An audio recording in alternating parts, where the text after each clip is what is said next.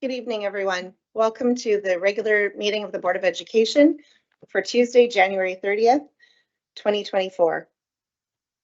I would like to start out by reminding everyone that this meeting will be live streamed. As per Policy 7, regular and special meetings of the board may be live streamed, or may be streamed live, archived, and accessed online. The board reserves at its sole discretion, via motion at any meeting, the right to not stream live or archive a meeting or a portion of a meeting. Further, the board reserves the right to edit any recorded portion of a meeting. I would like to call to order the regular meeting of the Langley Board of Education at 7:01 p.m. I would like to first acknowledge that the Langley School District is located on the traditional, ancestral, and unceded territories of the Matsqui, Kwantlen, Katzie, and Semiahmoo First Nations. We gather here tonight in an understanding of the importance of Yayastal Skekayais working together and not Samat, let Samat, uniting ourselves with one mind, one heart, to ensure that we support and inspire all learners to reach their full potential. I'd like to start out the evening by making introductions. First, Board of Education, on my far left, Trustee Fox, and then Trustee Ward, Trustee Rye, Superintendent Isley, to my left, to my right. Oh, sorry, Secretary Treasurer. You have a new job. My apologies. Secretary Treasurer Isley, Superintendent Mal Gill, Vice Chair Holly Dickinson, Trustee Neufeld, and Trustee Wilson. And from our staff, we also have Woody Bradford, Deputy Superintendent, Lisa Lenchbury, Assistant Superintendent, Marcello Moino, Assistant Superintendent, Shind Chand, Assistant Secretary Treasurer, Joanne Abshire, Communications Manager, Judy Swanson, Executive Assistant, Paul Baboa, Technical Support Specialist 3, Vincent Montefrio, Technical Support Specialist 3, and we have from our partner groups, Taylor Hollaboff, QP 1260 President, Jesse Cowger, QP 1260 Vice President, Carrie Schaefer, QP 1851 President, Elva Morrison, QP 1851 Vice President, Brian Martins, DPAC President, Kim Anderson, LPVPA President, Taylor Photo, LTA President, and is Janine? I don't think Janine's here. And we also in our audience, as they were coming in, saw that Councillor Wallace from the City of Langley, as well as Councillor Leaf, are joining us this evening. And I hope I haven't forgotten anybody, so my apologies if I have. All right, so next on our agenda, we have a report from in camera. So I'm going to hand this over to Vice Chair Dickinson.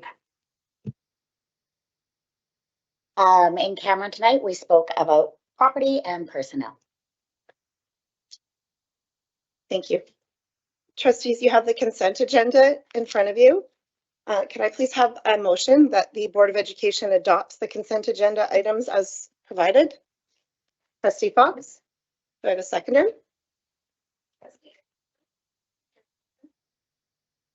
Discussion on the motion? Seeing no discussion, can I have a show of hands, please, in favor? Any opposed? Carried unanimously. Next, consideration of the agenda. Can I please have a motion that the agenda be approved as presented? Do I have a mover? Trustee Neufeld, seconder. Trustee Fox, any discussion? Seeing no discussion, can I have a show of hands on those in favor? Any opposed? Carried unanimously. Moving along now to superintendent's reports. 6.1 district transitions data. I will pass this over to you, Superintendent Gal. Thank you, Chair Ashdown. This evening, we are lucky enough to have some guests here to present to us the transition data for Langley School District from the 2022-23 school year. As it is normal for for staff to present at this time with the numbers, I think it's really important to know that yes, we talk about transition data as it comes to students graduating into post-secondary and other opportunities, but the work starts all the way through the system. And certainly acknowledgements not just to our staff, but certainly staff in our schools who really do all of the work along working with kids.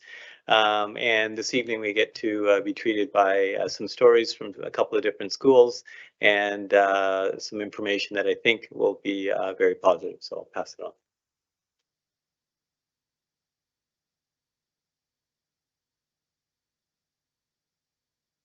Thank you, Superintendent Gill. Good evening, trustees. My name is Marcello Moino, and I, along with Principal Wolders, Principal Featherstone, and District Principal Pugh, would like to update you all in terms of the district's goals on transitions. As Superintendent Gill has in many of his meetings, at the very start, grounding ourselves in the first people's principles of learning and connecting the presentation that we're about to have to these principles. And these principles are very appropriate when it comes to transitions. First, learning involves patience and time. When we're talking about a journey that begins in kindergarten and ends at grade 12 and graduation, the idea that that journey will include many steps forward, some steps back, but again, the whole system rallies around that student to ensure that there are then continued steps forward.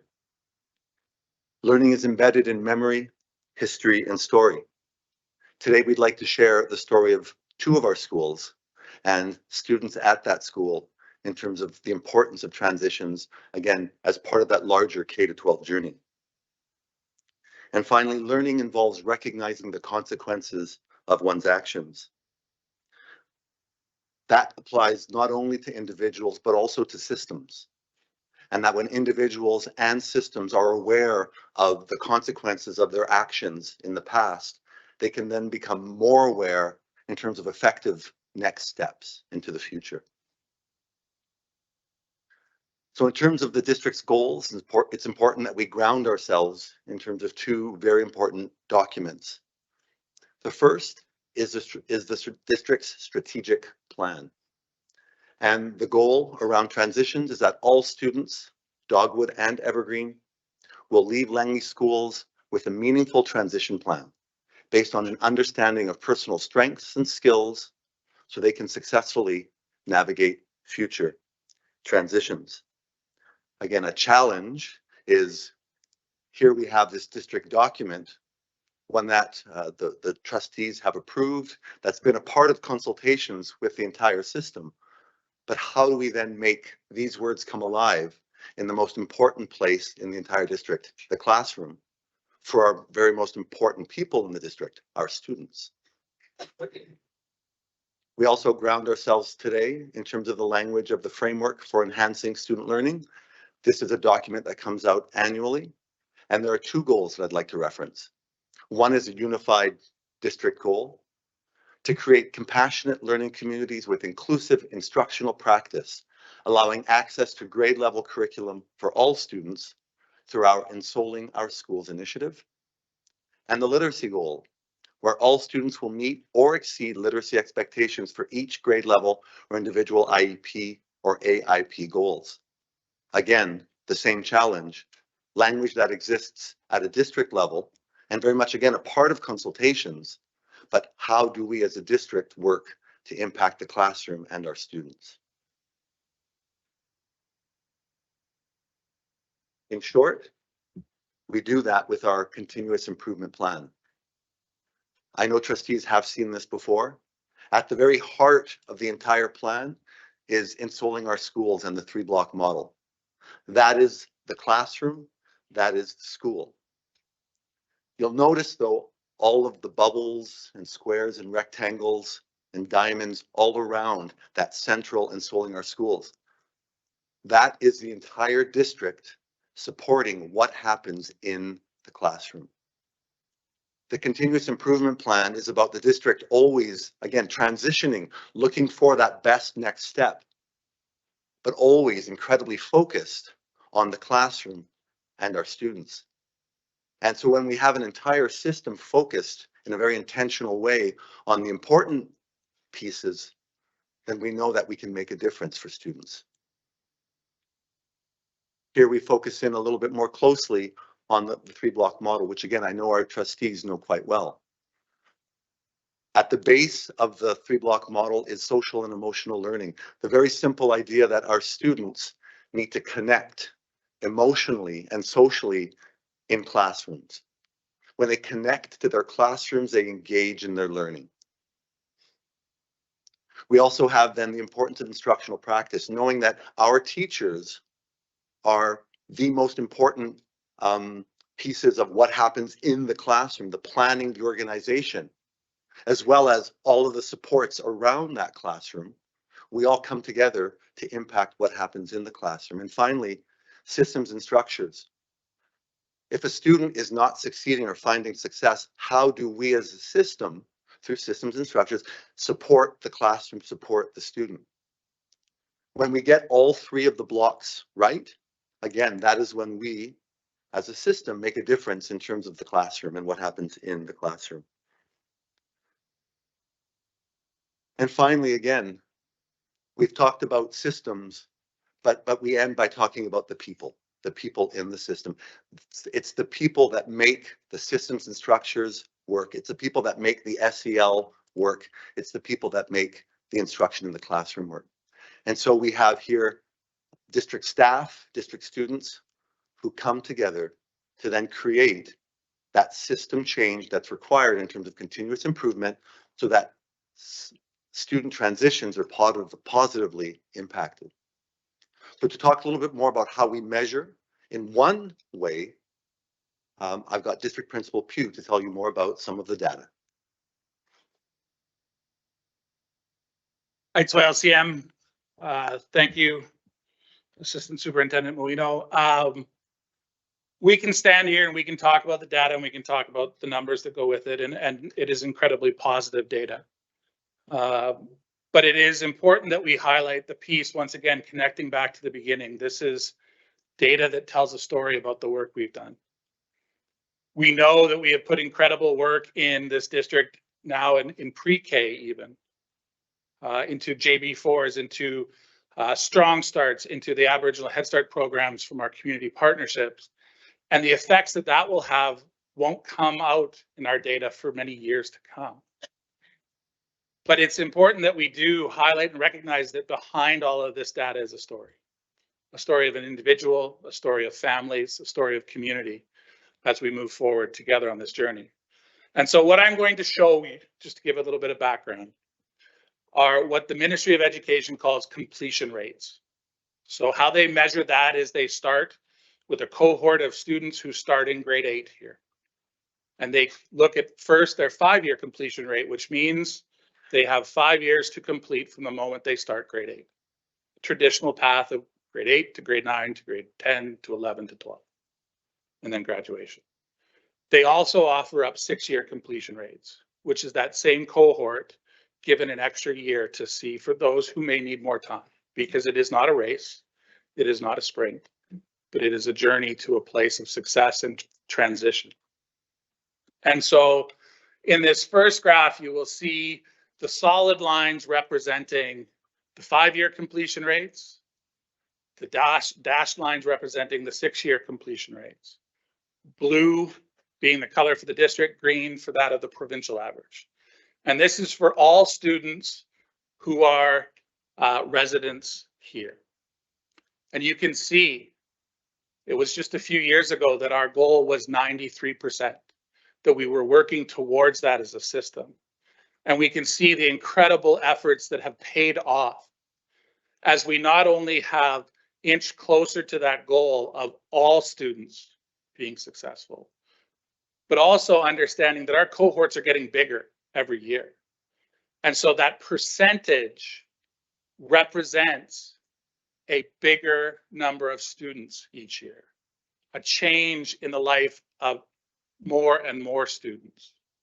And we're seeing that incredible decrease, and the ability now as we get closer and closer to that 100% mark to understand that it's a smaller group of kids we're supporting every single time. So it's easier for us now. It's going to be harder work, but it's easier to start to target specific students and knowing their stories. I will also share within this data that the ministry does not include those students on Evergreen as part of completion. So students who are on the Evergreen track and successfully complete all aspects of their education as we lay out for them do not count within this data. And that roughly translates to maybe 1 or 2%. So you're seeing the possibility of us being even closer to that 100%, that goal of all students. I also call your attention to the fact that our 5-year completion rates in this district outmatch that of the provincial 6-year average. So we are graduating more students within 5 years and getting them on a path to success. And this is not the work just of individuals up here, but as we said earlier, all of those staff members, teachers, QP 1260, QP 1851, the LPVPA, community partners, families, who all work together to wrap around kids and ensure their success. We see the same results for Indigenous students. The ministry asked us to report out on those targeted priority learners. So Indigenous students, students with diverse abilities, children and youth in care, and that's what I'll share. Success for almost 90% of Indigenous students. It gives us that knowledge of, hey, we're doing good work and we're on the right track, but it also frames it, again, we have a moral imperative to continue to do more, because that percentage who isn't successful, we need to get to. So it focuses, again, we doing the good work, we know what we need to do and to continue to do together, working in Yayasthal. We see the same thing for students with diverse abilities. Great results, better than the provincial average, more work to do. And finally, children and youth in care.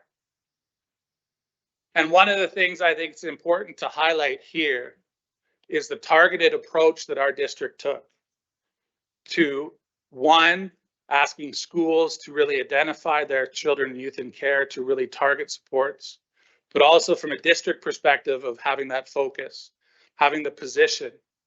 And you can see that that position really started to take effect around 2018, 2019, and the change that that has made for students as we have someone who is focused on that work, who continues to push us forward. One of the things to take into account here is that this cohort of students rapidly changes.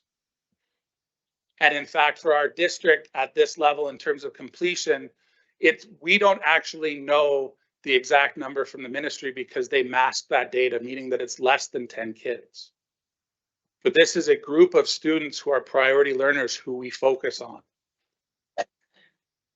And so we have seen incredible success in these past few years to ensure that those students are successful. You'll also notice, in case you're wondering, that students who fall under the all students could also fall on the graph for Indigenous students, could also fall on the graph for students with diverse abilities, and then also as a child and youth in care, you could fall into all 4 categories here. That's not disaggregated within the data. But ultimately, data is numbers. Some of you might really like Excel and what it can do. I'm one of those, I fully admit that. But the data here, it's just a summary of thousands of stories. In our district, roughly a cohort of 1,600 every year. But it's important that we highlight a few of those stories, as Dan Heath says there, the author, to really make the data meaningful. And the last time we were here, we shared with you some stories from the secondary perspective, from LSS, as they shared the success they had. And while often it is the high schools that are credited, the secondary schools that are credited with this work of transition and getting the students through on the last part of their journey, we know that successful transitions start at elementary and even before. Pre-K through to K, setting these students up with the correct foundation and the basis to be successful. And so tonight, we've brought together two schools, North Otter and Wicks Brown, to share their stories of what they have put in place to ensure those success for all students in the transition as we move forward. And so I will now hand it over to Principal Dan Wolders from North Otter. Thank you so much. It is a pleasure to be here. It really is an honor. And I want to be concise with my words, and I want to honor everyone's time here. But I do have a story to share, and it is one that is a big celebration for our school and our community. It recognizes the work of our staff members, our parents, our students, and I don't want to lose or miss any details. And so I'm going to try to stick to the script. But I do want to make sure I include the pieces that are instrumental to the success that we've had. And first off, I would be remiss if I didn't acknowledge the incredible work of our high schools and middle schools. The work that they do ensure students get to the finish line is incredible. I've seen the emotional, the behavioral, and academic supports that students get, and I don't think we want to miss that in this equation. We get a share from the elementary lens, but I want you to know how important their work is as well. And while the high schools are their goal really is to determine who is struggling, it's the role of the elementary schools to determine who may struggle in the future. And so we spend a lot of time as elementary administrators looking for indicators of future struggles. And the conversation that that started this journey for me anyway was with with Mike Pugh and Mike Morgan. And that included having a really in-depth conversation about the road to graduation. What I was curious about was the profile of a high school dropout. I wanted to know who were these students? What were the things that would be indicators that they may drop out of school? And a few indicators kind of came to the surface. We recognize that attendance was a big factor in that. We know that their behavioral conduct, and as we look further, their behavioral designation plays a role in their success in getting to that finish line. And of course, of no surprise, their academic performance plays a vital role in getting them there. And so as elementary educators, it would be very tempting to just shrug our shoulders and suggest, well, that's the job of the high school. But if you follow the path, you'll see that these detours, these veers off the road to graduation, start a lot earlier than just grade 11 or 12.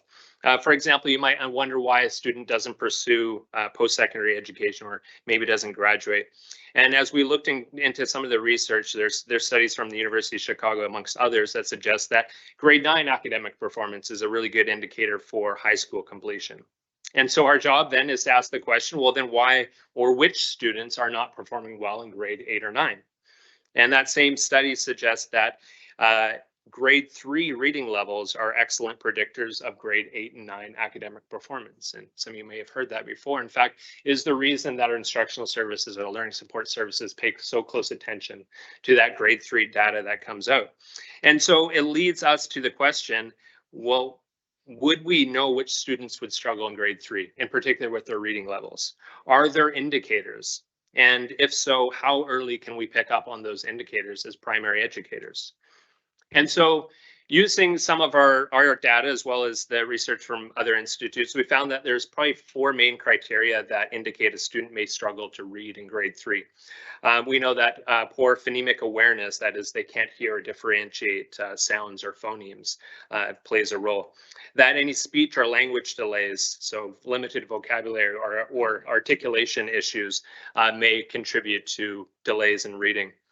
Poor knowledge of letter-sound relationships, so matching those letters to the sounds that they make, and then to extend that into poor phonics skills, so decoding or translating written word into sound. So when we look at our ideal trajectory, which is this one kind of you see here, and that is showing the increase of reading levels as we assess it through the months since starting grade 1. And so you'll see there 12 months after a grade 1 is kind of getting to the tail end of grade 1, 24 months, tail end of grade 2, and so on. And so you can see a steep curve here in the early primary years as they build their phonemic and phonic skills, that what we call our emergent readers. And then it's followed by kind of a less steep curve as they, in later elementary school, as they become more independent or transitional, or what we sometimes call established readers. As you get to the end of 72, 84, there's our grade 6, 7 readers. And so this common story that we see with a lot of our struggling learners looks something more like this. So those are the same students, and this is speaking generalizations here, but this is the story of the student that struggles with poor academic performance in grade 8 or 9. This is the one that doesn't like coming to school because they can't complete their work, or the class is too boring, or they don't want to engage in it. This is the one that maybe refuses to comply with the teacher, becomes a behavioral concern, who stops showing up to class in grade 11 and 12, and who ultimately doesn't graduate. So if you look to the far left in those red dots, you'll see they will come to our schools in kindergarten, and nothing maybe connects in early kindergarten. In term 2 or 3, a teacher might do a quick assessment and determine they don't know their letters and sounds, and so they stay at that level, those red dots, the early primary, or say kindergarten into grade 1. Grade 1 comes around, and they, with minimal phonics knowledge, they struggle to read.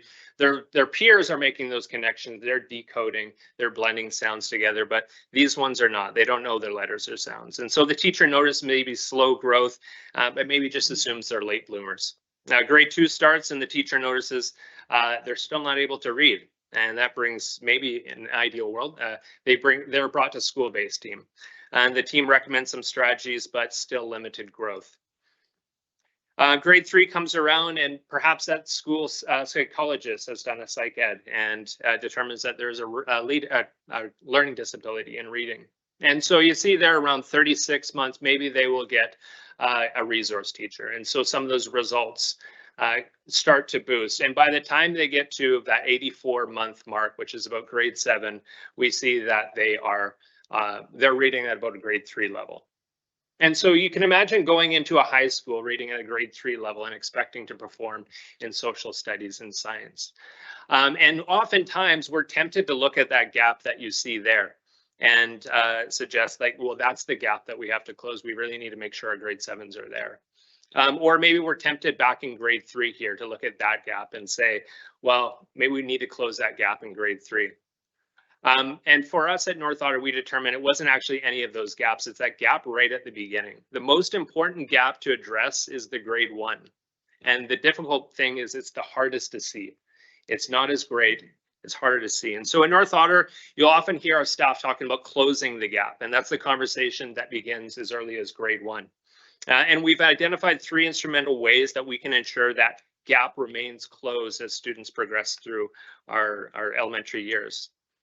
One, we have introduced a very systematic and explicit phonemic awareness and phonics instruction, what we call our Tier 1 universal instruction. So North Ottawa runs this, and it's a very explicit, well written out curriculum that runs from K to early grade 3.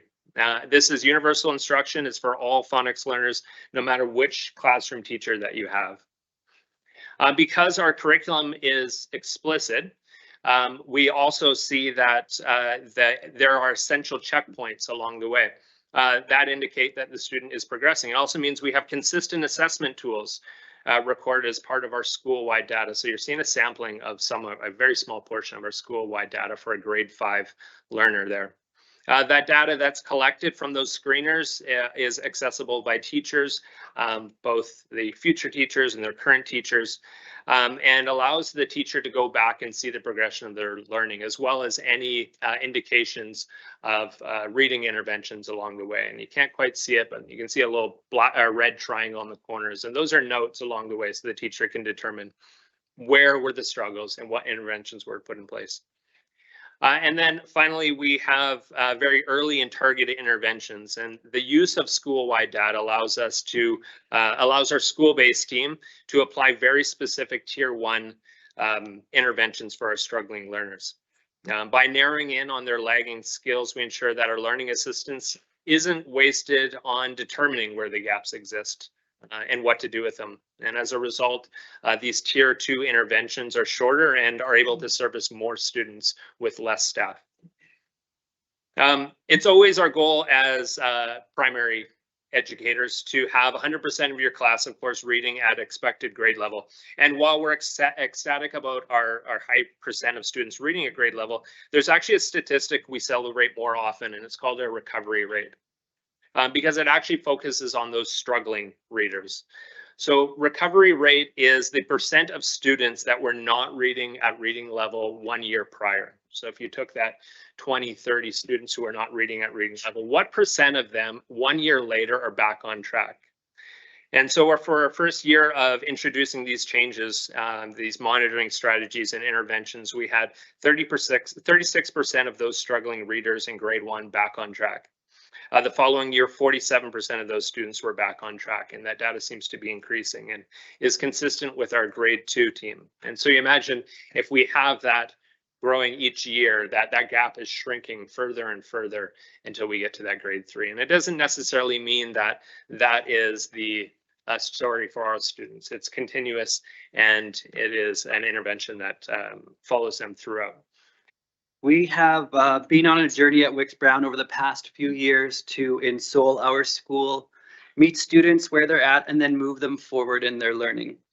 Our ultimate goal is to ensure that we provide each student with the foundation that they need in order to move on to the next step in their learning journey when they leave our building. The work that we've done within the district around installing our schools and the 3-block model has really helped to guide our focus at Wicks. And so we started by ensuring that appropriate social emotional supports were put in place for our students. And as a staff, we engaged in a lot of professional development around trauma and its impact on adolescents and children. And we also focused on explicit work and teaching with staff and students around self-regulation strategies and supports that allow children to be successful in the classroom. And with some of that foundational work in place, we then moved on to focus our efforts on student learning, particularly in the area of literacy. So we started by forming some professional learning communities through collaboration groups at our school. Each week, teachers met for 45 minutes during the school day in their grade groupings, and our resource teachers, learning assistants, and ELL teacher were also included in the conversations. These groups were put in place in order to support collaboration between colleagues with the express purpose of trying to find ways to improve our practice and also work towards the goals that we set out in our action plan for learning.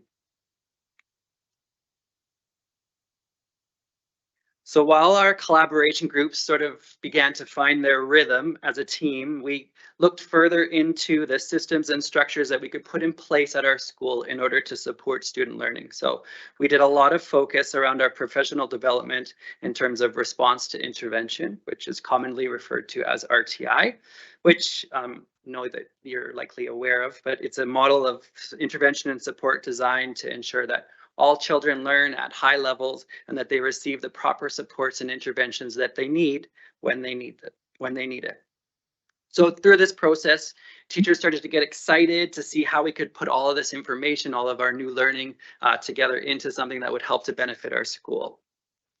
So 3 years ago, our RTI structures kind of evolved organically through our professional learning communities during collab time. So our grade 1 and our grade 2 team, while they were looking at second term assessments and data, they realized that the student achievement wasn't quite where they expected it to be for that time in the year. And so because the team had been meeting and collaborating regularly, they just kind of got to work right away and started to problem solve, and they tried to come up with a creative solution.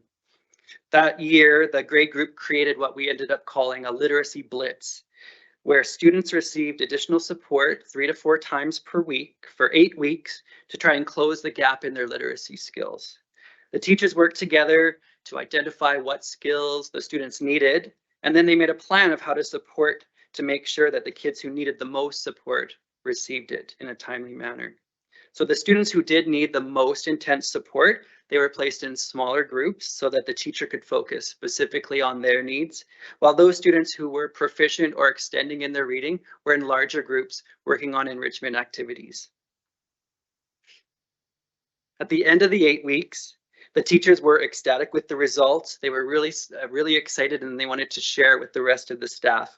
They were excited to share what could happen when a systematic and intentional approach to intervention was implemented at our school.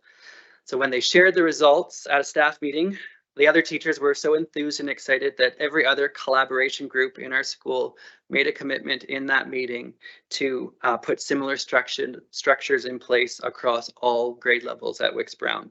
So our whole school RTI model was born from this early success by our grade 1-2 team.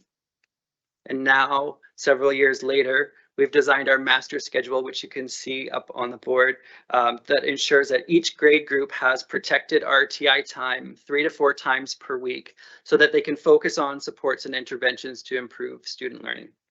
So each grade group of students, and it's quite interesting to see it all happen because it moves quite seamlessly in our building. So during these times, the RTI times, they move throughout the building. They meet in different classrooms and different spaces with different teachers in order to get what they need to be successful. Each grade group's RTI time includes specialized supports provided by classroom teachers, our resource team, ELL, and SEAs. In addition, each collaboration group still has the opportunity to meet each week to discuss student progress. They make adjustments to groupings as students develop more skills, and then they plan also for quality teaching and learning experiences that are effective and research-based. Teachers also work together on some common assessments so that they can measure how students are doing in the specific skills that are being targeted in order to plan for the next steps in their instruction. So over the break, I was excited to delve into our data and take a look at what our first term of RTI looked like for Wicks. And I pulled our reading results in grade 2 as an example here. I thought it was a good example because this is the first cohort in our school that has received RTI for their entire learning journey at our school. They're the first cohort who's consistently received that model of support since they were in kindergarten.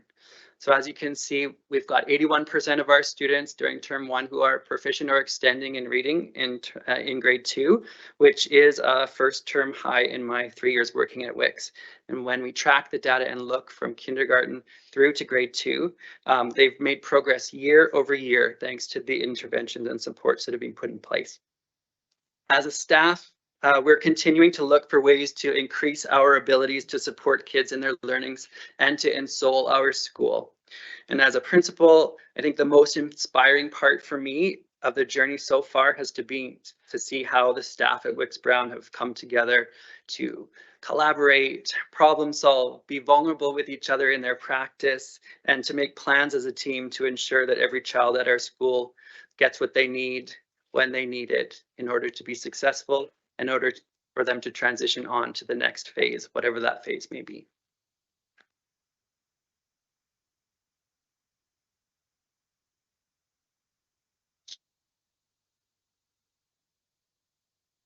And so at the beginning of the presentation, I asked, how is it then that a district takes 3 goals, again, connected to transitions and graduation, connected to literacy, connected to ensoling our schools? How does a district take words on a page and actually turn it into something that makes a difference and changes trajectories, changes kids' futures?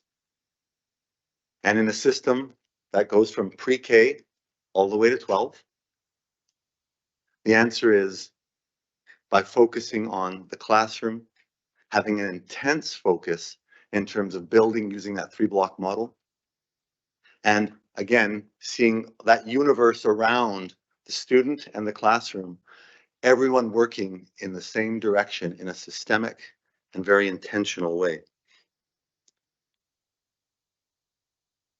And so what better way to show what that pre-K to 12 system looks like by showing a short video, not by accident, of the DW Poppy grad walk. Again, the 2 schools that were exemplified are from the DW Poppy region. And this was a video from last year. Now, for those who don't know what the grad walk is, it's an opportunity for grade 12 students to quite literally go back to their roots, Again, trustees have all been to graduations. We know who those grade 12s thank when they cross the stage. Sometimes it's the grade 1 teacher, usually it's the grade 11 or 12 teacher. And so what the grad walk does, and it's now in every secondary school in the district, what it does is it allows the grade 12s to go back to their elementary, and where there's a middle school, their middle schools. And for those who have ever been at a grad walk, filled with laughter, filled with tears, filled with hugs, because it's about an entire system coming together, not just about graduation like that one moment. It's celebrating that entire journey through the system. So I'd like to show you, hopefully sound works. Can we try and keep it in 2 lines? Can I try to keep it in 2 lines?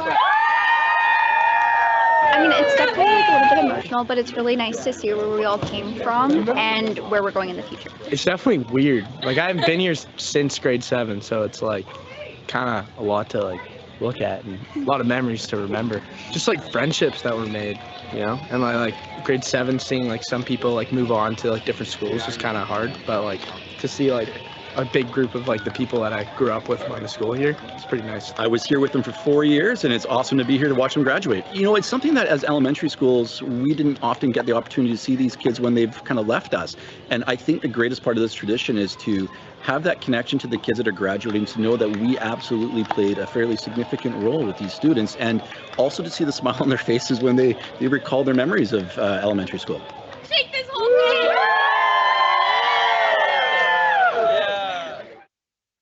You see the smiles on their faces? Think about the impacts on those kindergarten, grade 1, grade 2 students who are looking up and thinking, I want to be that. I want to be that. So how does a system take words on a page and turn it into something real? Obviously, through the incredible work of our staffs. And I would argue through a very, very simple idea where an entire system is focused on that one simple idea, and that is that every single child matters. And the outcome of that, of every single child, we need to, as a system, make sure that we are absolutely focused so that we can help each student find their success. Thank you. Thank you. Any trustees have any questions? Okay, Vice Chair Dickinson first. More of a comment than a question. I finished listening to you two talk. I like wanted to start clapping. And I'm kind of like, well, maybe that's not appropriate right now. I couldn't stop smiling the entire time you guys were presenting. And like, I'm a elementary school teacher myself, so it's so nice to hear the elementary side of things included in the conversation about transitions. Like, it was just, I'm like, oh my gosh, you guys are getting it. Yeah, talking about the transition data, how much I would love as, you know, upper elementary to get that data from the early years and to have it be the same systematic, you know, data that's coming through. We're all using the same language, and how valuable that would be. So like, my heart was just like overflowing. I'm like, oh my gosh, these guys get it, and they're doing the things that I want to see happen. And like, I'm so happy that this is happening here in Langley. And then obviously the grad walks, that will forever have my heart. I think it's just the most amazing thing. So thank you guys for all of your work and everything that you're doing, and please keep doing it. Thank you. Thank you. Trustee Neufeld.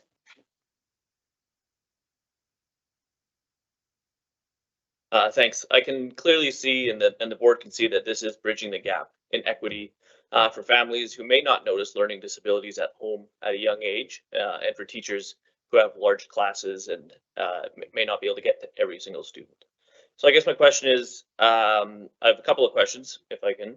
How does the workload change for staff when moving to a new system, like moving to a phonetics-based? Is there a change in workload? Certainly, well, you are welcome to come, but and answer as well. I would argue, I appreciate your choice of words. The workload changes. It's about what the focus is.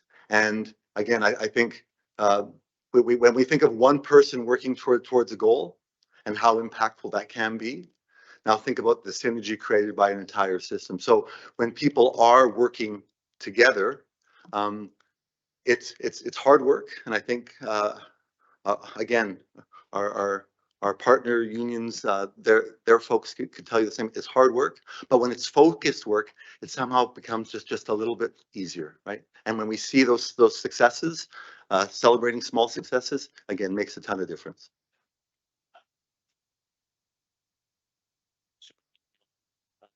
Is this a model that the district wants to implement in all elementary schools?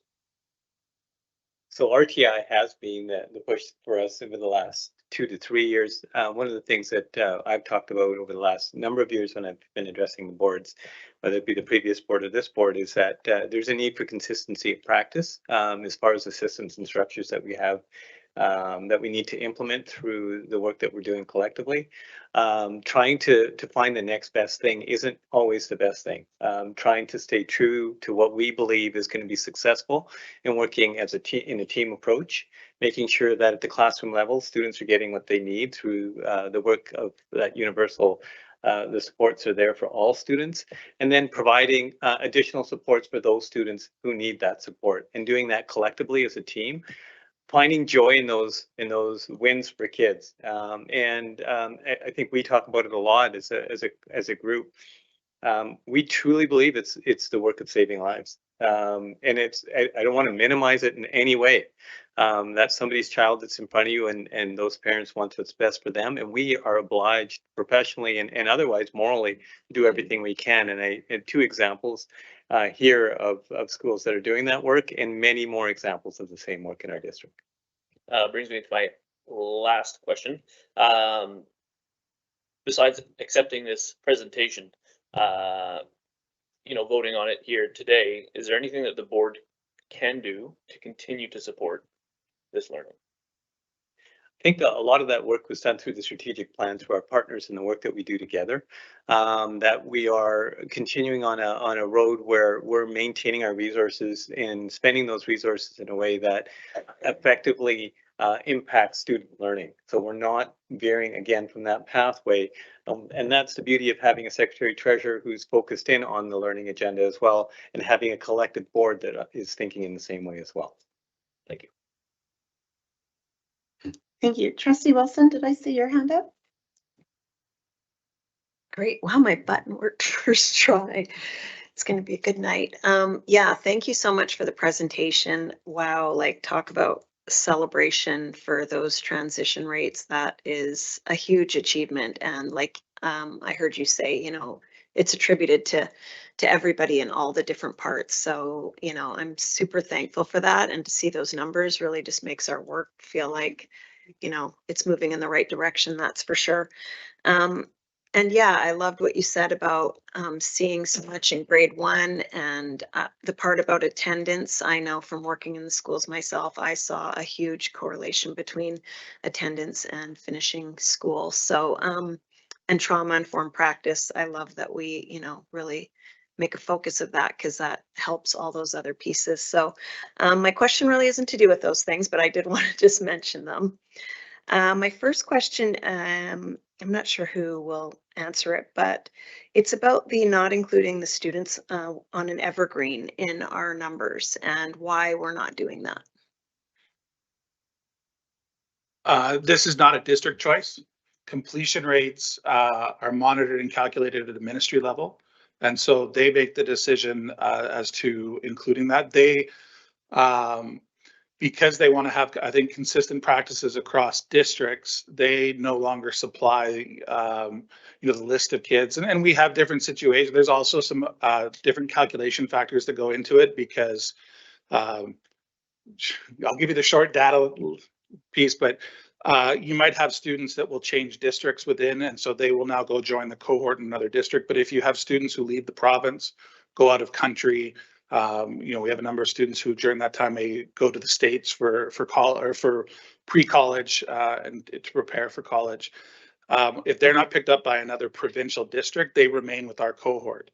So they do use calculation factors, migration in and out, connect to that overall percentage. So that's why their decision is to not include that within there, but we don't have a say in terms of those numbers.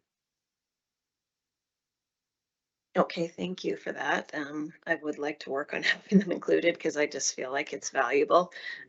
Also, you mentioned that the data is not disaggregated, and so there could be like a child in care and a student with diverse abilities, an Indigenous student that's all the same student that we're putting in all those categories. So do you think there would be value in us doing that?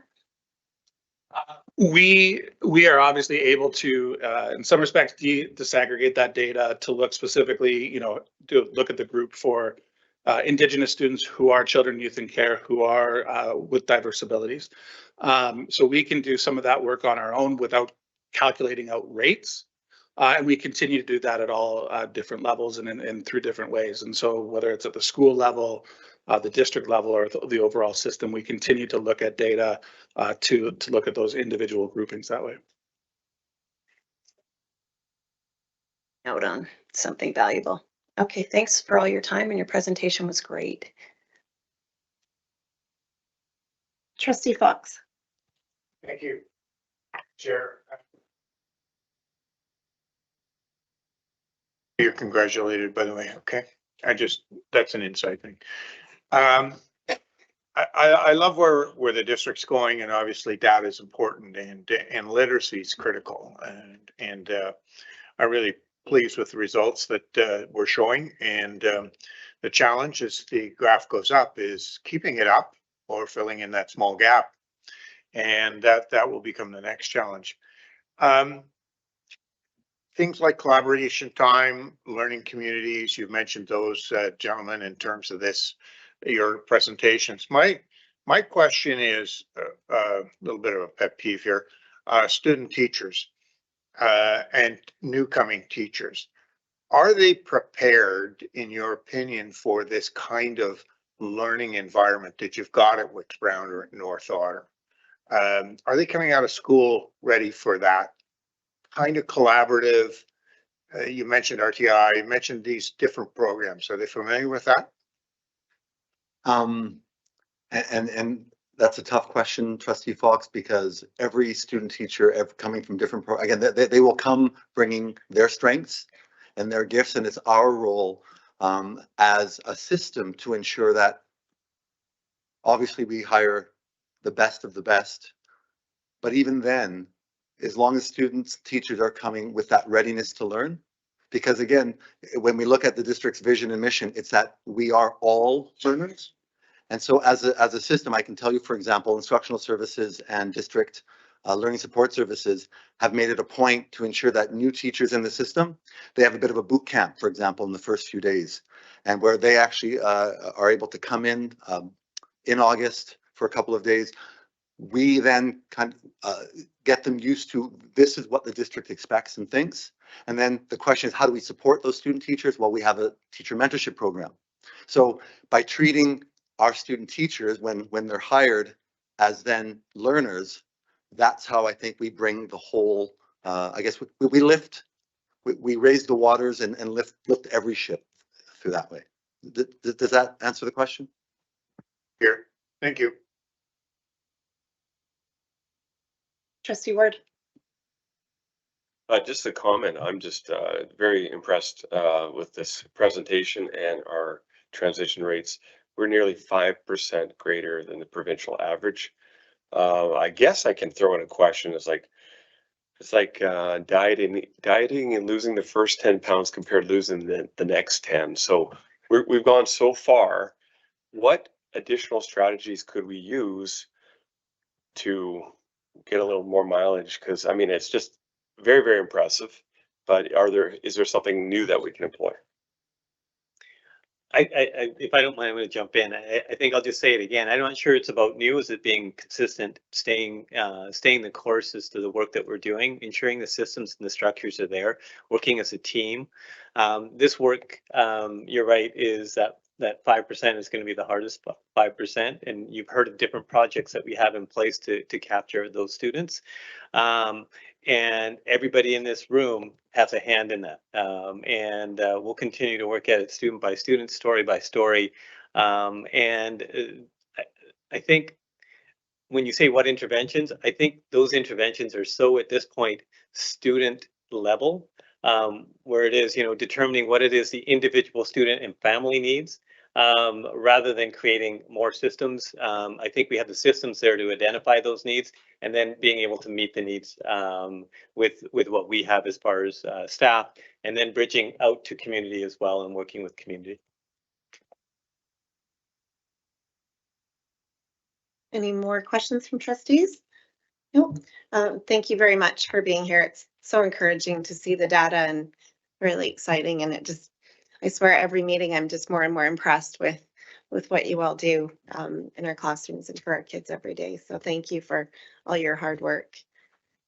Okay, so can I please make or have somebody make the motion? Sorry, I'm just getting to my spot here now, which I've lost. That the Board of Education receives the report on district transitions data for information as presented. Moved by Vice Chair Dickinson, seconded by Trustee Rye. Any discussion on the motion? Seeing no discussion, can I have a show of hands, please? All those in favor? Any opposed? Carried unanimously. Thank you. Moving along to Secretary Treasurer's reports. 7.1 Capital Projects Update 2023-2024.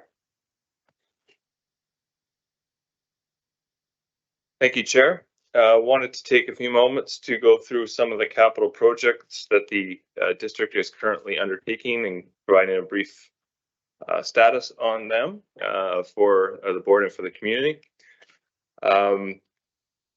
When we are awarded projects, the ministry gives us what they call a capital funding project agreement, which outlines what funding is available to the district for it and outlines the timelines and the processes that the districts have to go through. There are 4 active projects right now that are being undertaken by the district. Peter Ewart, which is a seismic expansion project. The original budget that was approved was just under $20.9 million, and the funding for that has been adjusted, and I'll explain that when I get to that project. There's an LSS expansion to the school with a project budget of just over $18.1 million. New elementary in Northeast Latimer with a so far approved budget of $26.3 million, and just recently a modular addition to Richard Bullpit for $6 million. Peter Ewart, like I mentioned, is a seismic but also an expansion to the school for an expansion of 625 seats to 900 seats. The district is contributing $1 million to that project. Construction started in July of 23 with hopefully its completion in January 2025.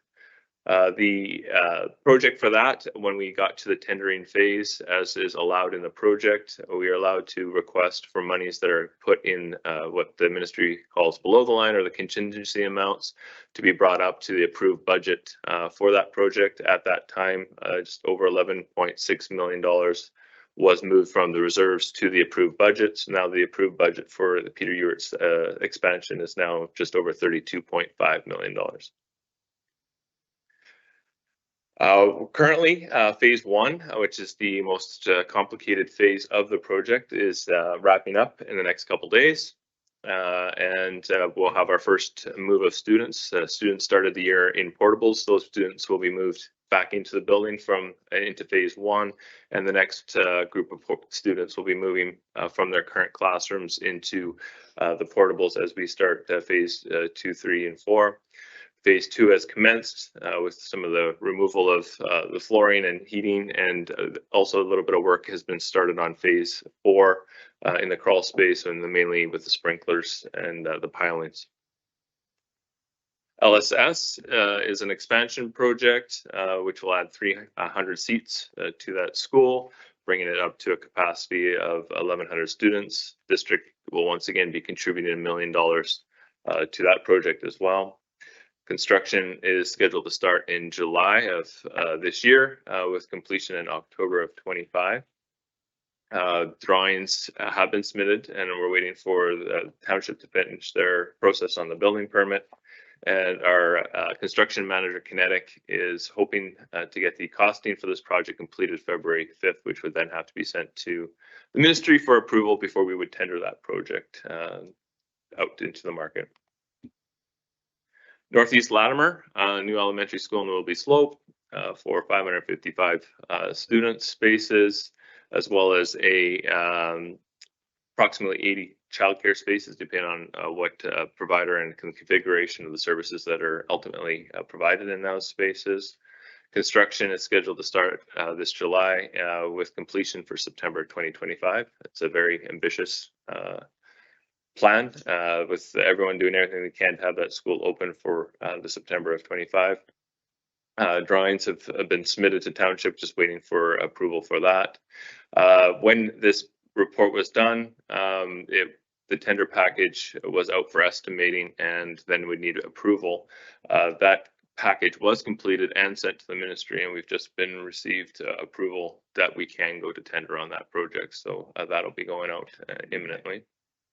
And our pre-qualified construction contractors have all been given all the documentation that we could in advance to hopefully expedite that pre-tender approval process.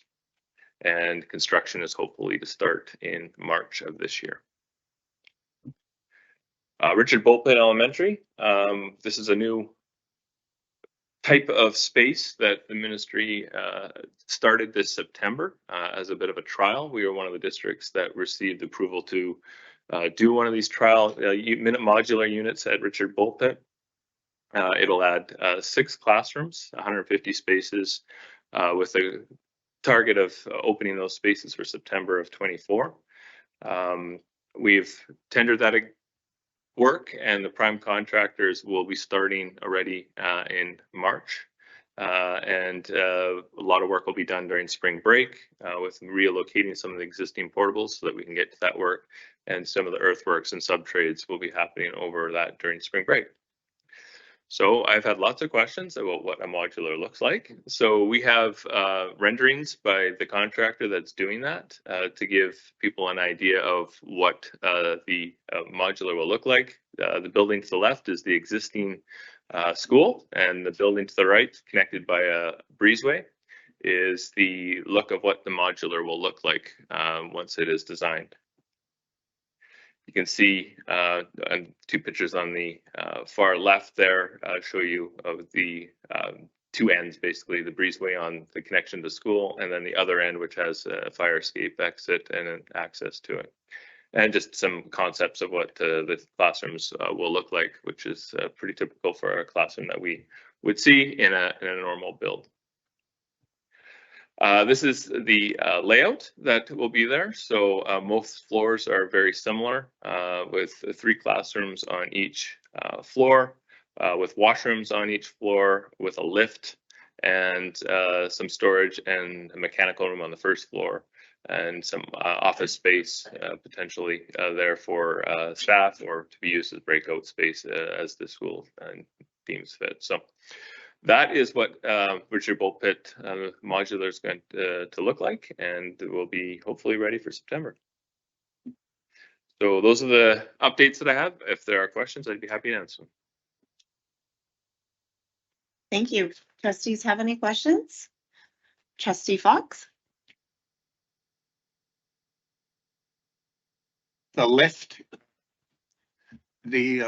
could you just explain how it's not an elevator, but it's functional for an individual to go up and down? Is that correct? Yeah, it's not a full elevator. It's an individual personal lift. So it'll bring an individual from floor 1 to floor 2. There's a elevator in the existing building, so there's also the access through the breezeway from the main building to the 2nd floor. So there's 2 ways to get by a lift or an elevator to the 2nd floor. And a second question, every classroom has a door to the outdoors?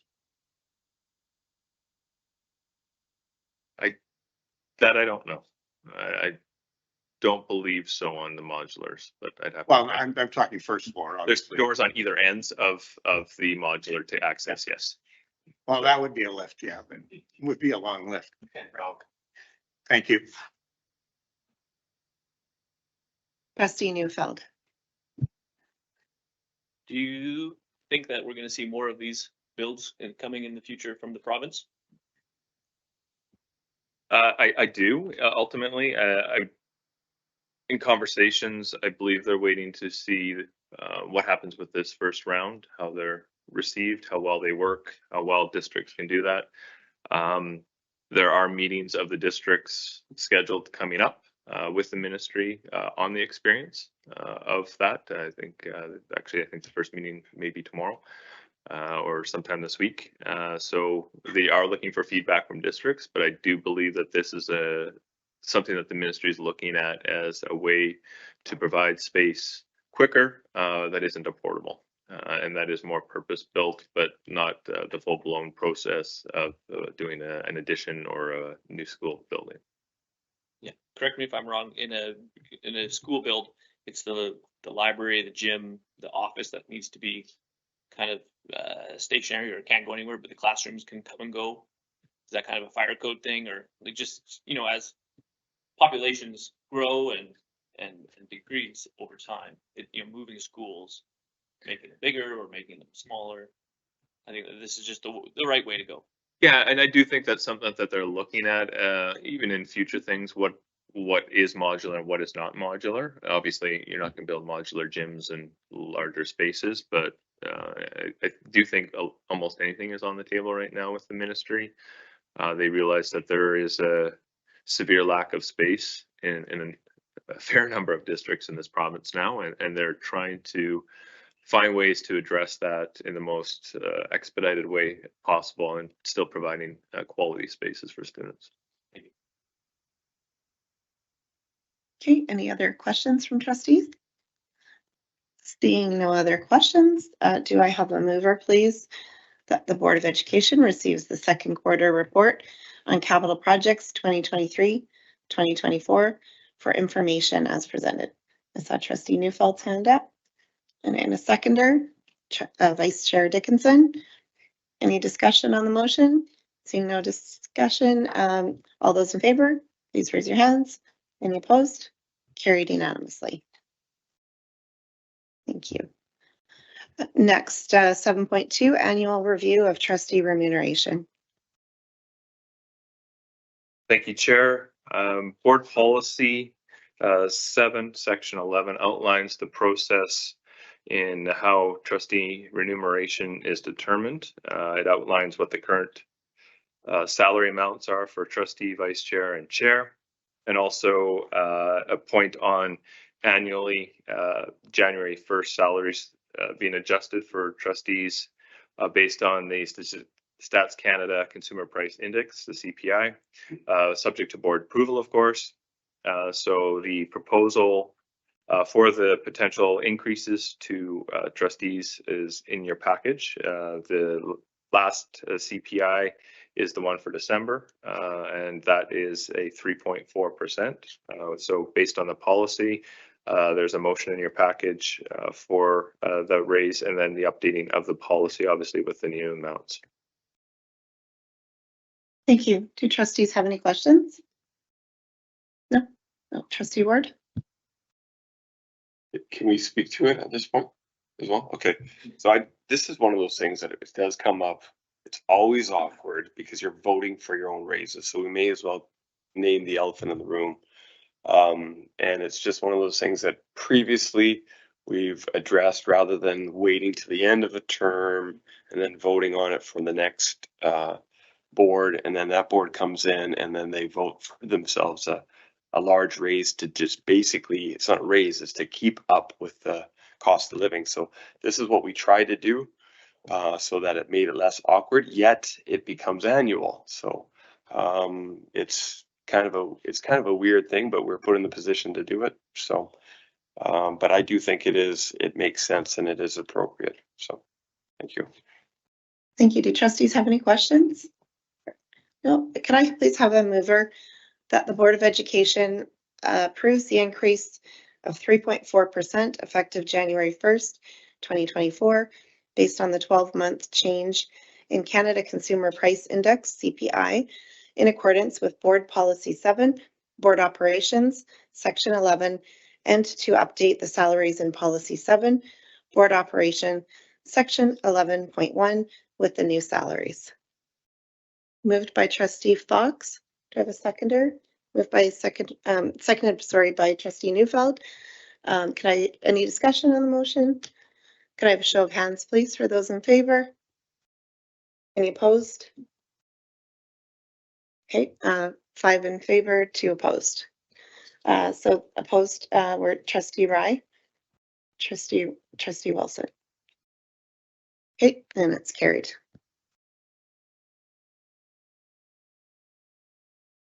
Okay, next on our agenda is Policy Committee. You're going to do that? Okay.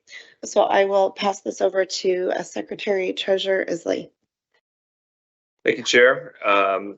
Policy 4, Trustee Code of Conduct, was brought to the November 21st, 2023 Public Board meeting where trustees approved it being put out for notice of motion. That notice of motion has been served and we received no feedback.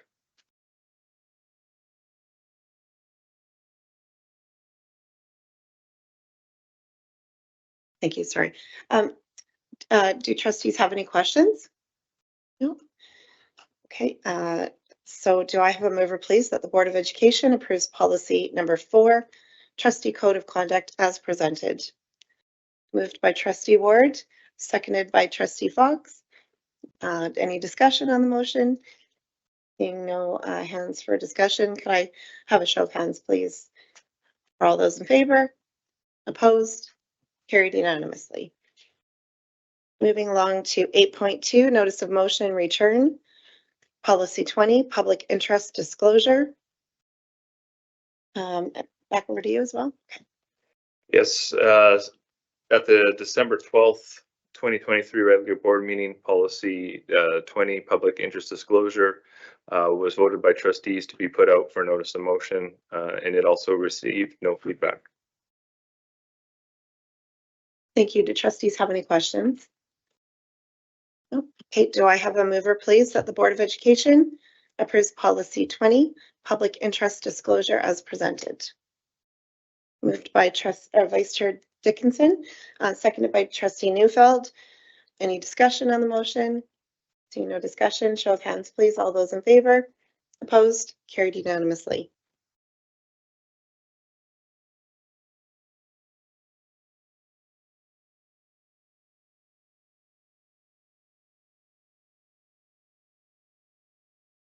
Okay, moving along to new business. 9.1, we have BCSTA motions. And then I believe Trustee Rye, you have something you'd like to bring up as well in new business? Oh, Trustee Rye. We'll get to that one after the BCSTA motions. Okay. Okay, so we have a number of BCSTA motions that have been brought forward by trustees that we're going to discuss and look at potentially sending to the BCSTA for our AGM. So I'll do these, I guess, in order of receipt. So we'll start with Trustee Wilson. We'll move along with yours first, and then go to Trustee Fox, and then Vice Chair Dickinson, if that works. Okay. Okay, so I'm going to pass this. Yeah, I'm going to pass this over to you, Trustee Wilson, to start with your first motion. Great, thank you. So I'm going to start with my motion that is called Establishing Clear Guidelines on Conflict of Interest for Trustees. So the background is recognizing the need for transparent and clear guidelines on conflict of interest for trustees in the province of British Columbia. There is a current lack of specific criteria regarding situations where trustees are considered in conflict of interest, particularly in relation to union affiliations or affiliations with other levels of government. I move that the Langley Board of Education approves the following motion to be submitted to the BCSTA Annual General Meeting. Whereas the BC School Act currently defines conflict of interest primarily in a pecuniary terms, creating challenges for trustees to interpret and apply the rules effectively. And whereas trustees seeking advice have encountered ambiguity regarding conflicts arising from union affiliations under the PSEC bargaining mandate. And whereas the overly rigid adherence to conflict of interest advice has resulted in an increasing number of boards making court applications for remedies because they cannot achieve quorum due to the number of conflict trustees on their board, thus hampering the effective functioning of elected trustees and limiting the pool of potential trustee candidates. And whereas trustees are seeking clarity to ensure adherence to ethical standards and to avoid any potential misunderstandings or misinterpretations regarding conflict of interest, be it resolved, the BCSTA shall establish a special committee comprising trustees, legal experts, and relevant stakeholders to develop a clear and comprehensive guidelines on conflict of interest for trustees, addressing the challenges associated with union affiliations under the PSEC bargaining mandate. Okay, so we have a motion moved by trustee Wilson. Do I have a seconder to the motion? Trustee Neufeld. Any discussion on the motion? No? Okay, seeing no discussion, could I please have a show of hands for those in favor? Opposed? Carried unanimously. Moving along to your next motion, trustee Wilson. Great. My next motion is called Reforming the School Construction Approval Process to Address Rapid Growth and Improve Learning Environments. The background, acknowledging the challenges faced by certain school districts in British Columbia due to rapid population growth and the subsequent strain on existing school infrastructure, there is a pressing need to reassess and reform the current system of approving and building new schools. I move that the Langley Board of Education approves the following motion be submitted to the BCSTA Annual General Meeting. Whereas certain areas of the province are experiencing rapid growth, leading to a significant increase in student enrollment, and whereas the reliance on portables as temporary solution is proving inadequate as they are funded from districts' budgets, encroaching on crucial education funds, and often lack essential facilities such as bathrooms and face challenges in providing proper heating and cooling. And whereas the current system, which requires schools to be over capacity before the approval for a new school commences, followed by a lengthy construction period, is causing delays in addressing the urgent need for adequate learning environments. Be it resolved, the BCSTA shall advocate for a comprehensive review and reform of the school construction approval process, urging the province to develop a new plan or formula that allows for more productive and timely responses to the growing demands for school infrastructure. Thank you, trustee Wilson. Do I have a seconder for the motion? Proactive. Oh, sorry. Yeah. Sorry. That's Proactive. proactive. Yes. Thanks for that. Good catch. Okay, do I have a seconder, please, for the motion? Vice Chair Dickinson. Any discussion on the motion? Seeing no discussion, could I have a show of hands, please? All those in favor? Any opposed? Carried unanimously. Okay, moving back to you, trustee Wilson. Great, thank you. My last one is attracting and retaining teachers and support staff in BC. Background, recognizing the challenges faced by educators in British Columbia, including the high cost of living and rapid growth in school enrollment compared to other provinces, there is an urgent need to address the recruitment and retention issues within the education sector. I move that the Langley Board of Education approves the following motion be submitted to the BCSTA Annual General Meeting. Whereas British Columbia has the highest cost of living among the provinces, making it challenging for teachers and support staff to afford living in the region and hindering the attraction and retention of qualified educators. And whereas BC is experiencing eras of rapid growth and thus rapid student enrollment numbers. And whereas the education sector in BC is experiencing a significant shortage of teachers and support staff, adversely affecting the quality of education and student outcomes. Be it resolved, the BCSTA work with BCPC to look at more innovative ways to attract and retain teachers and support staff to seek employment in BC, with a goal of creating more incentives and opportunities to make the education sector more attractive to potential teaching professionals. Thank you, Trustee Wilson. Do I have a seconder to the motion? Trustee Rye, any discussion on the motion? Vice Chair Dickinson. I need to remove myself from this vote because I'm in conflict. Okay, thank you. Okay, any other discussion on the motion? Okay, seeing no hands for discussion. Cut up there. Could I please have a show of hands for all those in favor? Any opposed? So 6 and so unanimous, but 1 Vice Chair Dickinson abstained. Okay.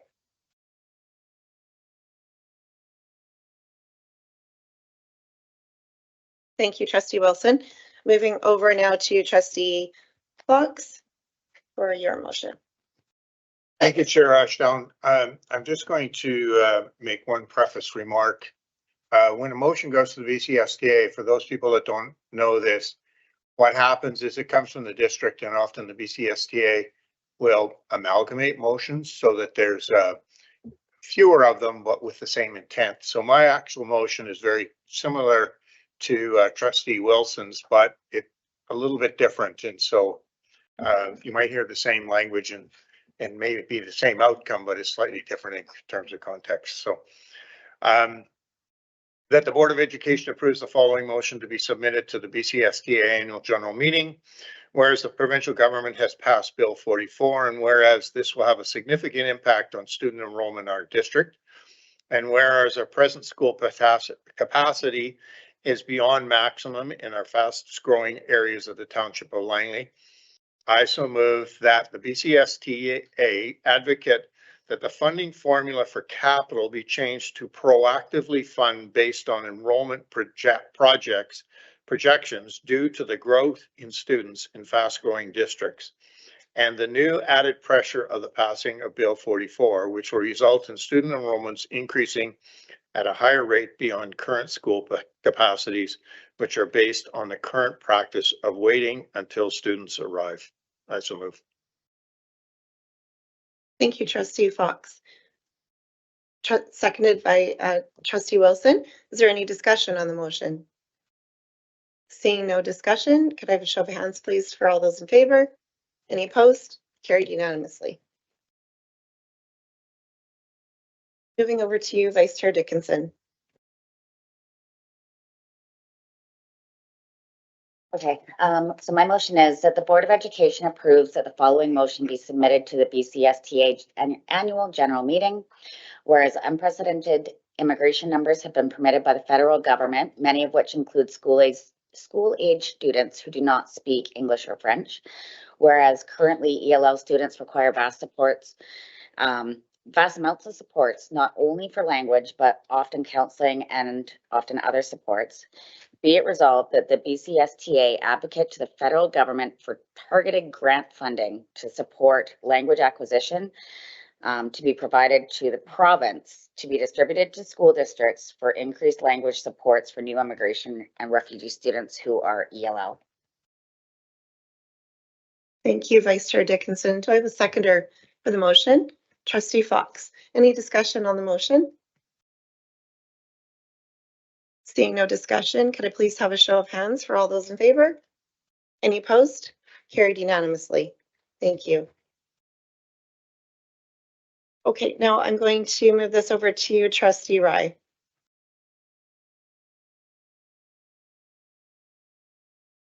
I'd like to make a motion that the Langley Board of Education call for an election for the position of Vice Chair as permitted under the School Act Part 6, Section 67, Subsection 4. Thank you, Trustee Rye. Is there a seconder to Trustee Rye's motion? Seconded by Trustee Ward. Any discussion on the motion? Seeing no discussion, could I have a show of hands for all those in favor? 6 in favor, 6 in favor. Okay, opposed? One opposed. Oh, sorry, two opposed. Okay, sorry. Sorry, Vice Chair Dickinson, I didn't see your hand up. Okay, so carried. Okay, as per board policy 7, nominations for vice chair person will be done by ballot. And I believe Lisa and Marcello are going to have some ballots.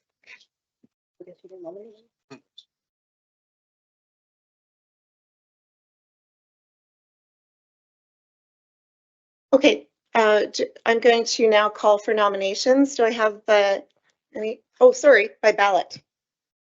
My apologies. This is the first time I have done this. Nomination. Sorry, nominations by ballot. Yes.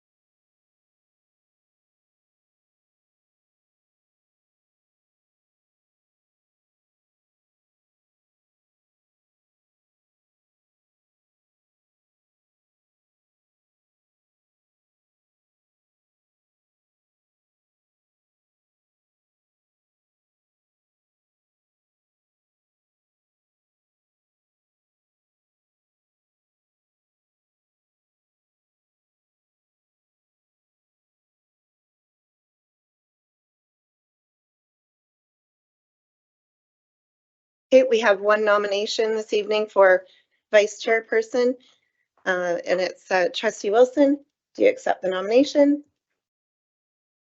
I do accept. Thank you. Thank you. So Trustee Ward is elected by acclamation. Sorry, Ward. Oh my goodness. I don't know what. It's been a really long day, guys. Sorry. My goodness. I'm looking over here. My apologies. Trustee Wilson starts with the same letter, but Trustee Wilson, my apologies. Is acclaimed. Thank you.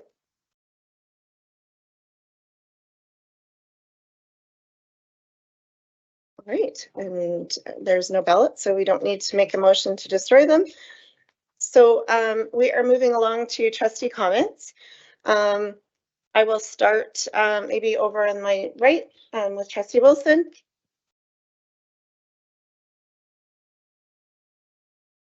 Thank you. I just want to thank Trustee Dickinson for her service as vice chair.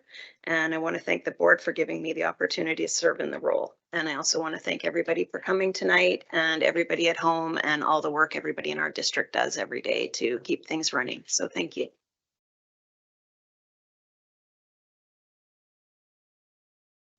Trustee Neufeld. Nope, no comments. Trustee Dickinson. I want to thank everybody for the opportunity to have served as vice chair, and I am positive that now vice chair, Wilson is going to do an amazing job. So all the best to you. I'm still floating from that first presentation today. that they, like, really, you couldn't ask for anything better as a board member to see those kind of transitions rates. So that's how I'm leaving today, is on a high, and I hope that's where all of you guys leave as well, that there's some good things happening here. Thank you. Trustee Fox.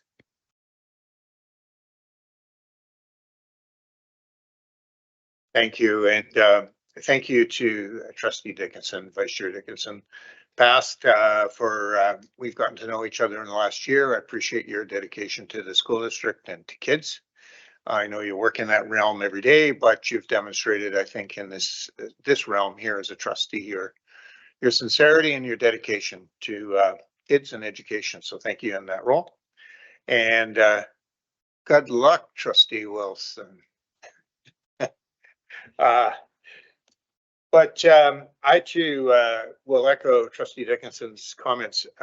It gives me a great deal of pride to be a trustee in a school district. It's showing the focus on literacy and the focus on using data as analytics to measure progress. Our job is always here to focus on kids. That's our job. And when we have staff that we saw tonight, as we do on many occasions here, the motivation they have, the dedication they have, and the commitment they have, it really, I think, is a tribute to our district and a tribute to the profession, which I was once pleased to be a part of. So thank you. Thank you, Trustee Ward. Oh, there we go. I can't improve on any of those words, so I just say thank you, Trustee Dickinson, as well. And looking forward to Trustee Wilson's contribution, and thank you to everybody who's here and participating, and all our wonderful staff and the great work that they do. Thank you. Trustee Rye. Yeah, I just wanted to thank Trustee Dickinson for serving as vice chair for a year, and congratulations, Trustee Wilson, in your new role. Everyone have a good night. Thank you. So just in closing, before we move to question period, I also want to thank Trustee Dickinson for serving as vice chair. And I have actually enjoyed our meetings. You've always made them a little lighter and a little more fun. So no offense to now new vice chair Wilson, but she's I'm sure you'll do a great job too. So but congratulations on being elected vice chair. I look forward to working with you. And yeah, so I'm going to move along to question period now. So question period is provided at board meetings. The purpose is to ensure that those present in the audience have an opportunity to obtain clarification concerning business conducted during that meeting. Priority will be given to responding to one question per person before considering further questions from any individual. The following will help the public develop questions for question period at a board meeting that is keeping with the goal of a respectful and focused meeting.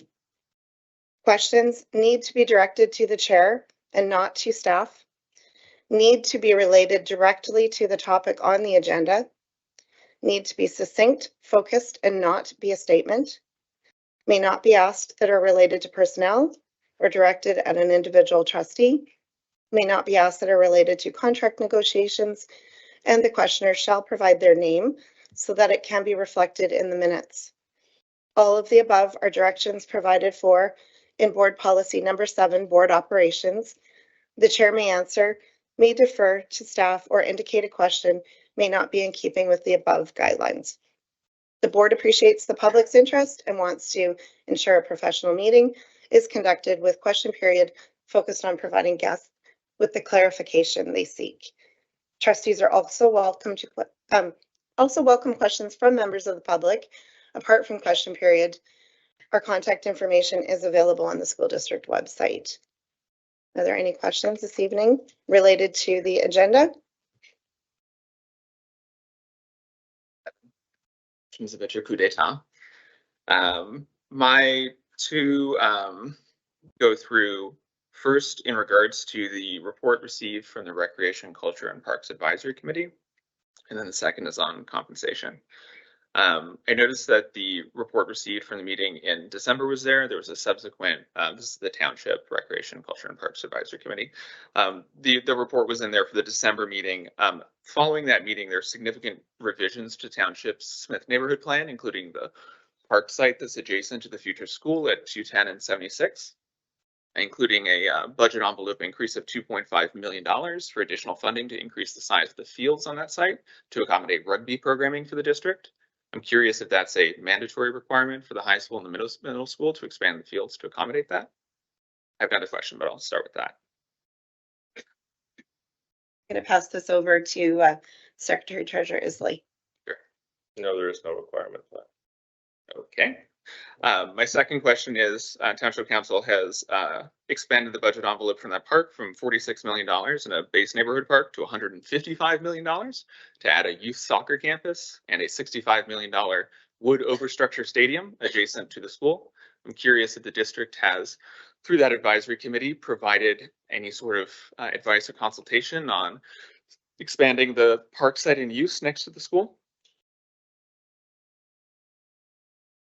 You're on the committee, right? Trustee Yeah. Dickinson, you do sit on that committee. Do you have any input or any answers to that question? No, there's no real communication that has come to us about that per se. So it's we're lacking in detail. Got it. So significant change to a massive park site, significant expenditure from the township perspective. I'm curious how the board may engage more productively with the township in regards to such a significant change. I mean, both the neighborhood plan, that's not on the agenda, specifically to the park site and its use case. I would feel like that might be a good place for the TOL liaison committee to start those conversations, but it's now defunct. So I'm not sure how the plan is to move forward with conversation. Cool. Thank you. We're working on communication. I'll say that. We are trying. Just yell into the void, man. My second question, and I'm genuinely not being facetious about this. Do you believe the trustees are fairly compensated for the amount of time and effort? And the basis of that question is the compensation is there because you're spending time doing this, but also if you were to do it for free, you would really self-select the population that would be able to participate in such a public trust position. For around 30-some thousand a year, do you believe that the compensation afforded to trustees sufficiently supports a diverse slate of individuals eligible to participate in this public body? That would be, I can't answer for the board, as that really isn't it, is everyone would have their individual opinion. Sure. So honestly, if you want to reach out to trustees and chat with them individually, I'm sure they'd all be happy to. I can pass it over to you, Trustee Nickfeld, if you'd like. Yeah.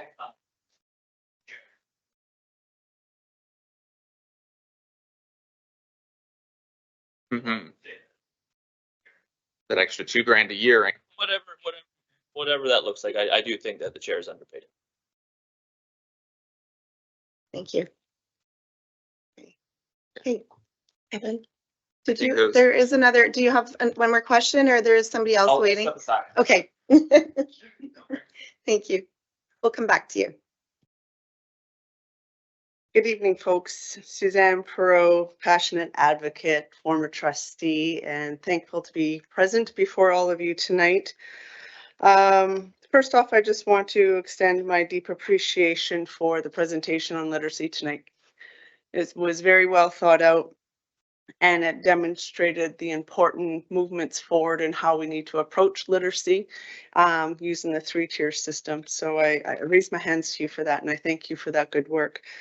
Before I go into my question, I want to thank Trustee Dickinson for your work in holding this position and lifting our district up in a good way, the best you can, for the time you were afforded this role, and congratulations to you, Trustee Ward, on Trustee Ward. I have no idea why I did that. There you go, Candy, I'm supporting you. I got your back. It's a W, so. And I didn't even catch until he stood up. That's awesome. Trustee Wilson, on your appointment, your strong integrity, your Suzanne, character. Hey, sorry, I'm sorry to interrupt you, but do you have a question? I do. Okay. And I want to thank her and congratulate her for her opportunity to take this position as All right. well, because It's that's just question appropriate. period isn't for statement. Thank So you, Trustee Ashdown. With regard to the prevalence rate and diagnosis that we're witnessing increasing rapidly right now due to the understanding of how we do assessments and identifying students and children in the area, especially around the autism diagnosis and the co-occurring diagnoses that fall within that. We're seeing learning disabilities, dyslexia, and delayed executive functioning are the primary key impactors for our students with needs. How will we witness the supports increase to lift up our students as it relates to reading and literacy and looking at those gaps that we're observing? We know that all students can be lifted at that early level, which is such a lovely target, but we also know moving forward, there's going to be individuals that we aren't going to be able to capture early on because of that delayed executive functioning. What are we looking at to forecast to bring that support forward? Thank you for your question. Learned a lot of practice from some of your questions that you've asked in the past. Suzanne, certainly, as we've stated right from the get-go, every child matters. And as we've talked about as well, we have the three levels of support, tier 1, tier 2, tier 3. Those don't stop at the early years. We notice that your indications where there's gaps, we still have a team approach in supporting all of our students. And many of our students that you've identified have, all of them have case managers. All of them have teachers that care. Many of them have SEAs that are connected to them as well. So utilizing that plan with those individuals and beyond through district supports and district teams, we've actually been quite innovative in some of the ways that we've been trying to support our students and looking at bringing experts in from the field and doing some supportive work from in a different method that I'll get into at a different time. But certainly we're trying everything we can to ensure that all students are successful, because ultimately our target is to ensure that all students, 100% of our students, are graduating and transitioning beyond high school. Thank you, sir. Trustee Ashdown, may I ask a follow-up question? Of course. Thank you. So with regard to the scales of data that we were looking at and that we observed, where are we seeing and where we see intersectional points with our BIPOC community, Indigenous community specifically, and students with learning disabilities? I don't recall seeing a report on where those two are intersecting and how we're doing that lift within that community to ensure that that absolute most vulnerable group is being targeted. And is the ministry, do we know, collecting that data? I think that it's the BIPOC piece is, I think, something coming in the future. I don't believe it's something we have access to now. Obviously, with the Indigenous learners, we are collecting that data. And the intersectionality is certainly something we focus in on. One of the pieces that you heard is that the breakdown of the data is going down to the individual story. And so when we look at students, we're certainly looking at students in their needs at all levels and all, whether they're diverse, Indigenous, children in care, or all of those concerns. And they're not concerns, all those designations that could be part of that particular student's history. So that's all part of the work that we're trying to do in breaking down all of our work to the individual student and providing interventions based on the needs of that student, where they're at, and bringing them to a place where they can be successful. That's great. Thank you, Mr. Gill. I appreciate your time. Thank you. Evan, did you have another question? On the capital plan update, Madam Chair, I noticed that although the total project budgets were different from the district funds, we were contributing $1 million each to the, I think it's the Peter Ewart project and the LSS project. I'm just curious, what is the calculus that we get to $1 million for each of those two projects? That is definitely your question. The ministry comes to the districts on every project to see what we think we can contribute, and we have conversations about that. Yeah. And basically then Treasury Board ultimately decides what our contribution is. Too bad. And then I noticed two things. Just between the 5-year capital plan and the most recent proposed budget envelope for the Peter Ewart project, capital plan has it around 41 million, and then the current budget has around 38, 39 or so. Is that just a current budget for the project, or do we expect relative to the capital plan, the Peter Ewart seismic upgrade to cost less? So the capital plan are based on high level estimates. The Peter Ewart is a more accurate number based on what has been approved by the ministry, based on further work done. Gotcha. Sort of post tender phase. Got it. Okay, those are my two. Thank you so much. Thank you. Okay, right, we have another question. Neil Turner. Just want to congratulate Trustee Wilson as well on Vice Chair position, and thank you for your Neil, do you motions. have a Please. question? Yeah, I do. Thank you. We'll be out by 9. It's not, it's very clear in the question periods for questions. My question is with regards to the modular that's coming out at Bull Pit. You mentioned about 150 students being able to go in there. What's the current students that are in the portables now? I think there's 6 there. Now, is there a population of how many students are housed in there?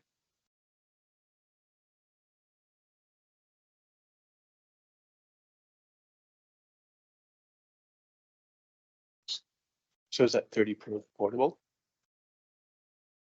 Do you have it, Ross?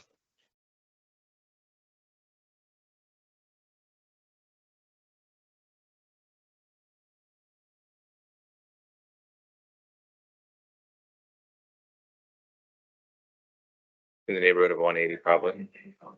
So 180? Yeah. Currently. So if I'm just going to do math, 150 go in, will there be other portables, and is there space for portables there? Portables will stay. Still 2 on there. So there's an increase in it, but there's still no space to add extra portables. So that'll be the cap with that in there. Yeah, I don't know that we'd have a lot of options for adding portables there. So that will be part of, sorry, I won't make a statement. I'll leave. Thank you. Seeing no other questions. Can I have a motion, please, to adjourn the meeting at 8:53 p.m. Trustee Fox, seconded by Trustee Dickinson. And all those in favor? Opposed? Carried unanimously. Have a great evening.